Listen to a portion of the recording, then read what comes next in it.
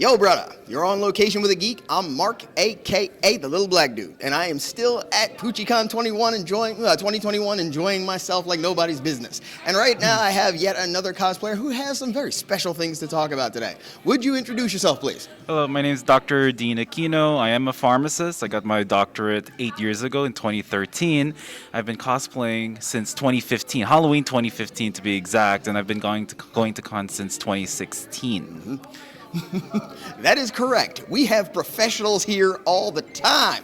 This is a beautiful thing. Dr. Aquino here has a panel a little bit earlier on talking about how to survive a convention, something that a lot of people, especially first-timers, would definitely need to know about. So, in a few words, what is it that inspired you to do that kind of panel? Well, I've been going to cons ever since 2016, and I've seen a lot of people get lost whenever they go to a con, even before a con, preparing for a con, and they don't know what to do afterwards. And so I wanted to see if I can help people with that. And it started out where in 2019 I was going to a conference from New York to Nashville. So I had a pharmacy conference in Nashville, and I didn't know where to go because it's from scratch. So I had to go from start, and I did my first one in DerpyCon 2019, and it was pretty short. It basically talks about how to manage your time, how to manage your money, how to manage your energy, how to manage your health, how to go about it with the con, and how to make the most out of it. See, these are the things that we need to know, and I'm glad that you were able to come up with a way to put that out in a way that people would be able to both understand and enjoy.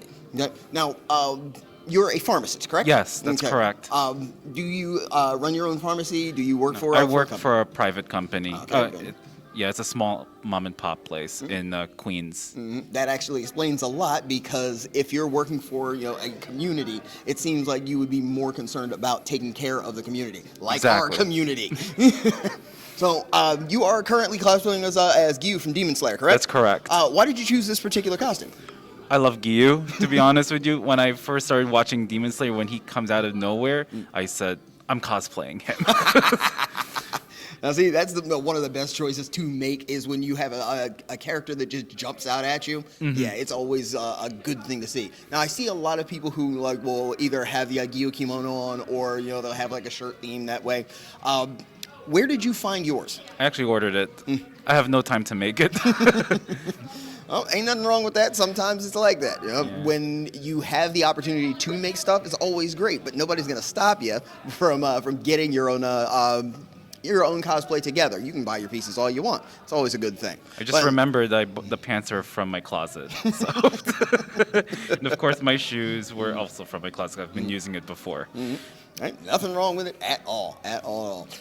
Since you've been cosplaying for a long period of time, is there a particular costume that you really enjoyed, or was there one that you wanted to do that was more difficult than you wanted? One was Mystigan. That was a really hard one. And I have to find all the parts to it because he has multiple props. I have one prop, and that's already something to, I can only handle one prop, but Mystigan has God knows how many. He's from Fairy Tail. Gotcha. I cosplay his other counterpart. His name's Jalal. What was the first convention that you went to? So, first one was actually Sakura Matsuri in Brooklyn Botanic Garden. People don't really call that a convention. It basically is Cherry Blossom Festival. That's what it translates to. But it's similar to a convention, but there's all these performances. It's not as much vendors that I've seen compared to an average convention. The very first convention, by definition, would be Anime Next in 2016, when it's their first year in Atlantic City. Yes. Before that, they were in a cramped place. I forgot what it's called now. I think they tore it down, Somerset. I forgot what it is, but... Yeah, I wish I could remember. The first time I went to Anime Next was in 2019. I had been trying to go, and things hadn't been the way I wanted them to be. But yeah, when I got there in 2019, that was pretty much when my channel came back to life. If you want to see some of the interviews I did from there, you'll be able to find the info in the download. You'll also see it somewhere up here. When I go to conventions, I always try and catch as many people as I can that are doing something unique, or doing something that stands out, basically. So when I wandered in on your panel and was just listening to some of the things that you were pointing out, what is one of the things that you see people having problems with the most? I think the problems that I'm seeing is that I think people have trouble trying to interact. I'm autistic also, so I can understand how people will have trouble trying to approach, because we want to do the right thing. We don't want to hurt anyone's feelings. I totally understand. Another one would be getting to a con, sometimes preparing for it, and not knowing what to do. Again, that's where the panel comes in. So, and the other one's really toxicity. I've seen that in the cosplay community, and especially with cliques as well. Yes, that's where- unfortunate too. Where there's some people where they just become like gatekeepers or something, and cosplay was designed supposed to be for everybody, and it's supposed to be open for everyone, especially for those who are, some people call themselves misfits, or I'm considered the weird eccentric one. I'm the weird one in the family. So people don't feel comfortable with weird. They like the normal things going on, but weird isn't always bad because it adds color and vibrancy and diversity to it. Something I've always said ever since I was a kid. Normal is boring. It's exactly right. Normal is boring, and I didn't understand what normal is because it could be normal in one thing, it could be normal in another thing. Oh, I love it. I absolutely love it. Okay, here's where I'm really getting in now, because I used to work with kids on the autism spectrum. I've been teaching karate most of my life, and I spent about 5 years teaching kids on the autism spectrum. What is it that you feel is the most important thing to communicate to somebody on the spectrum if they want to get into, for example, cosplay? So first things first, people with autism also want love and understanding too. So I think what people fail to understand is they're human first. So even though their needs may be a little bit different, they have basically the same needs as an average person. So they all need to eat, all need to drink, and all need to breathe clean air and all that stuff. All right. So, and another thing about with the cosplay community, if they have trouble starting, is just go to a con. They don't have to cosplay, and just look at other people. How I started cosplaying was I've been wanting to do it since high school. That was back in 2002 to 2006, but I wasn't able to because I've been studying. And in college, I wasn't able to because, of course, you already know, I'm studying. Doctors And don't stop. Exactly. Yeah, work hard, okay? Work hard, study hard, also work smart too. So, Yes. and so I went to Sakura Matsuri for the first time 2015, and I was there only for the cherry blossoms. And then I saw cosplayers like, wow, I want to do that too. So that's what really motivated me to do it. And don't rush them, okay? It takes time. It'll come naturally, as one singer says. I love it. I love it. And so Halloween of that year, I started cosplaying. And then the second time I went to Sakura Matsuri, I was in cosplay. See, these are the kind of things I love hearing, because it sounds to me like there was an interest, and it developed, and it became what we see before us now. That kind of progress is something that makes our community such an interesting place. It's somewhere where you can become yourself, basically. When I went to DerpyCon the last time they had it, there was a kid that was there who was dressed as Max from a Goofy movie. First of all, when I saw him, I immediately knew who he was because it was one of my favorite movies growing up. Second, just listening to him talk about how excited he was to be wearing a costume he made himself, that made such a big difference. The panel that we were in, he was participating with a lot of stuff because it was things that he really enjoyed. It was Ninja Turtles was what the subject was. He was on top of every single thing that was being said. I loved the enthusiasm that was going on. Now, under some other circumstances, there would be people like, oh God, this kid is talking again. Everyone in the room was hanging on his every word, it seemed like, because he had so much going on with what he was saying. And I loved every bit of it. And the fact that people were paying attention to him and giving him, some influence, basically, with what he was saying, it made such a big difference. As a matter of fact, I think I had seen him last night when I came to the pre-party. Even so, those kinds of things really do make a difference to me. Have there been any moments that you were doing something that went along those lines and you got a lot of support around you? Oh, wow, it's so much. So before I started paneling, so I went to a mental health panel. I think it was in Boston. So I told them that I got Asperger's syndrome, but at the time, that was in 2005 when it was DSM-4TR. So it's just if you don't know, it's a diagnostic statistical manual for that's like the Bible of psychology. Yes. At the time, it was just a fourth edition. Now we have DSM-5, so they lump everything into autism spectrum disorders. So it can be from the low functioning to high functioning, but sometimes there can be a spectrum within a spectrum. Yes. That's how complex it can get. So I stood up and I said, thank you so much. And I just want to say that, anyone can do anything what they put their mind in, whatever disorder they have. I think it's a beautiful thing that all of us need to, support each other. Absolutely. Regardless of what we have. I think when we promote that kind of understanding, you never know how much potential that person will have. That's true. And after I finished speaking, I had another person who had autism, and he said, "You know what? This person with autism," so he was pointing at me, "he got a doctorate. Maybe I should stop making excuses."